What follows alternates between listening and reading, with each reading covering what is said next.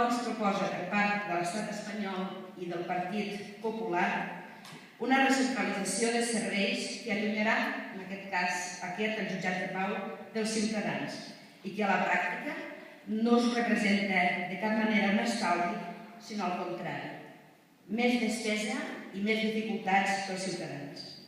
A Catalunya hi ha 898 jutjats de pau, que per al seu funcionament compten amb l'aportació, per descomptat, de la Conselleria de Justícia, però també tots els ciutats i pobles hem apostat clarament que aquest servei fos digne pels nostres ciutadans i, per tant, també amb molts recursos municipals.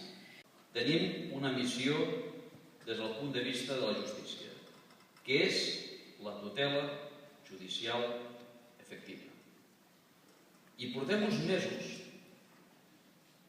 que des del govern de l'Estat sembla que es vagi contra aquest principi. El president de l'entitat feia referència a un de molt clar. Perquè hi hagi tutela judicial efectiva, la primera cosa necessària, poder accedir a l'administració de justícia.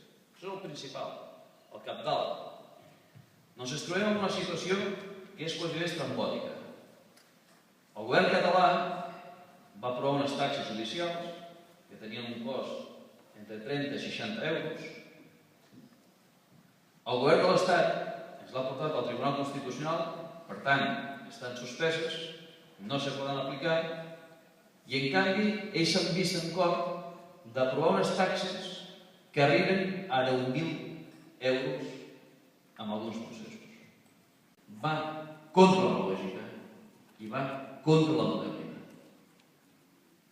Quina és la història?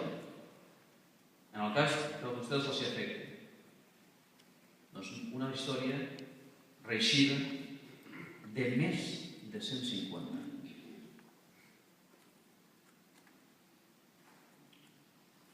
Que va contra la realitat? És evident. És evident. Però és que jo crec que hi ha un problema que passa amb altres governs també a vegades i amb altres cambres. Jo crec que va contra la realitat perquè és que en molts casos alguns d'aquests que fan esborranys desconeixen la realitat.